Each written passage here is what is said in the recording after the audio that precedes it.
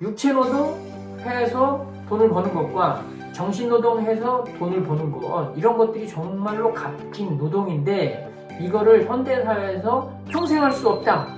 그렇기 때문에 우리는 자본노동으로 넘어가야 된다. 자, 이번에는 페이지 42페이지. 아빠, 경매는 좀 나쁜 거 아니야? 이 챕터예요. 부동산 경매는 나쁘게 사용하는 사람들이 있습니다. 근데 이때 제가 아들들한테 항상 얘기해 준 게 뭐냐면, 엄마가 주방에서 칼을 사용하는데 맛있는 저녁을 해주려고 칼을 사용해. 그러면 좋은 칼, 나쁜 칼? 이러면 좋은 칼, 나쁜 칼. 좋은 칼이죠. 좋은 칼이잖아. 근데 그 엄마가 해준 밥을 맛있게 먹고 잤는데 밤에 강도가 들었어. 강도가 들어가서 엄마가 요리해준 좋은 칼을 들고 우리를 위협하면서 돈 내놓으라고 막 하면 그 칼은 좋은 칼, 나쁜 칼? 나쁜 칼이죠. 그게 나쁜 칼. 그러니까 칼은 좋고 나쁜 게 없는데 사용하는 사람에 따라서 좋고 나쁜 게 갈리기 때문에 결과적으로 이 경매도 좋은 거, 나쁜 거 누가 해요? 내가 잘 사용하면 좋은 거, 잘못 사용하면 나쁜 거. 그걸 나쁘게 사용하면 경매가 나쁜 겁니다. 다 똑같아요. 모든 내용들이 어떻게 사용하느냐에 따라서 그게 좋고 나쁘고가 갈리기 때문에 문제는 뭐예요? 내가 어떻게 사용하는가. 이거에 대한 내용을 제가 애들한테 얘기해 줬어요. 꼭 경매로 사야 되나? 야, 이게 중요하죠? 경매로 꼭 사야 되나? 그냥 부동산에서 뭐 1,000만 원으로 집을 사면 안 되나? 처음에는 그게 좋겠죠. 근데 적은 돈으로 제가 부동산을 한 이유는 돈이 없어서 그런 거잖아요. 돈이 있었으면 그냥 부동산 가서 편안하게 사셔도 됩니다. 근데 1,000만 원으로 내가 여기 페이지 45페이지에 적어놨어요. 1,000만 원으로 일반 부동산 가서 집을 살 수 있는 집은 2,800만 원 정도 집이에요. 왜냐면 2,800만 원짜리에 60% 대출이 나오거든요. 일반 대출은 60% 대출이 나옵니다. 그러면 1,800만 원 정도가 대출이 나오니까 제가 가진 돈 1,000만 원 못해서 2,800만 원짜리 집을 살 수 있는 거죠. 근데 경매에서 사면 7,000만 원 정도 집을 살 수 있어요. 7,000만 원짜리가 좀 안 좋은 집들은 3,000만 원, 4,000만 원까지 뚝 떨어져요. 그러면 4,000만 원에 그걸 낙찰을 받으면 대출이 80%가 나와요.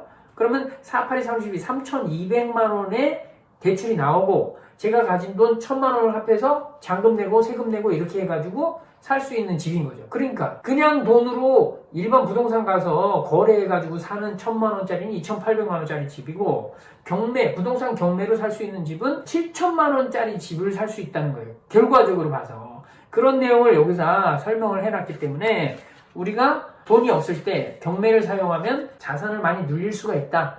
이런 얘기를 계속 말씀드리는 겁니다. 자, 그리고 이제 46페이지 이제 아들이 알바를 계속 했는데 어느 날은 아픈 몸을 이끌고 계속 일을 나간다는 거예요. 저 같은 경우 그냥 쉬라 그랬거든요. 쉴 줄 알았는데 안 쉬더라고요. 근데 이때 그랬죠. 월세는 아파서 만약에 병원 가서 누워있어도 월세는 꼬박꼬박 들어온다. 따박따박 들어온다.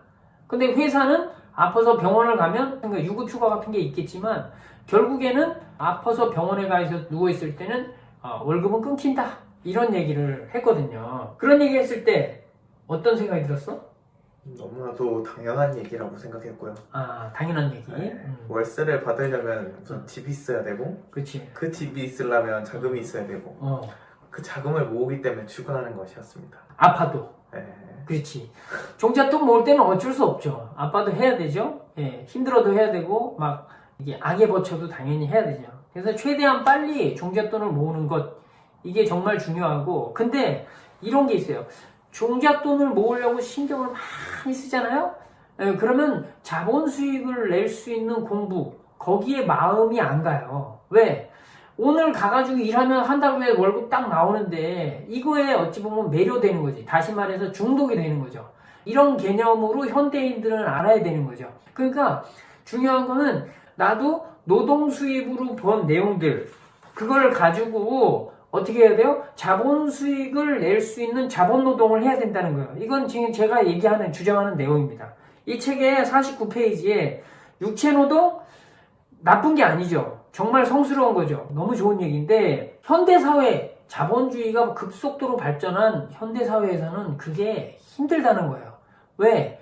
금융이라는 것이 돌아가기 때문에 육체 노동, 농사 짓고 땅 일구고 집 날르고 뭐 노가다 하고 이런 걸로만 해서는 근근히 먹고 살 수밖에 없는데 나이가 들면 그걸 못 하잖아요.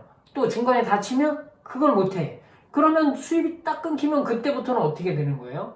최하층민으로 가는 거잖아요. 그러니까 육체 노동을 할 수 있을 때 돈을 벌어서 그걸 가지고 자본을 만들어서 자본이 나처럼 일을 하게 만드는 이 자본 노동이 정말 중요하다.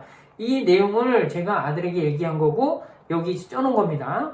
그리고 육체 노동뿐만 아니라 근래에는 정신 노동을 하는 거잖아요. 정신 노동 전문 직업인 의사, 변호사 뭐 이런 분들도 결국 노동자의 수입을 갖는 거예요. 왜? 일 안 하면 돈을 못 버니까. 그러니까 육체 노동 해서 돈을 버는 것과 정신 노동해서 돈을 버는 것 이런 것들이 정말로 값진 노동인데 이거를 현대사회에서 평생 할 수 없다. 그렇기 때문에 우리는 자본 노동으로 넘어가야 된다. 이 얘기를 제가 아들에게 계속 알려주면서 돈을 벌어야 된다. 그리고 나서 그거를 부동산에 투자해라. 자본 노동은 다른 노동도 있지만 일단 제가 한 게 부동산이었으니까 부동산을 사라 이런 얘기를 한 거고 이 내용은 이제 또 다음 시간에 또 하겠습니다. 네.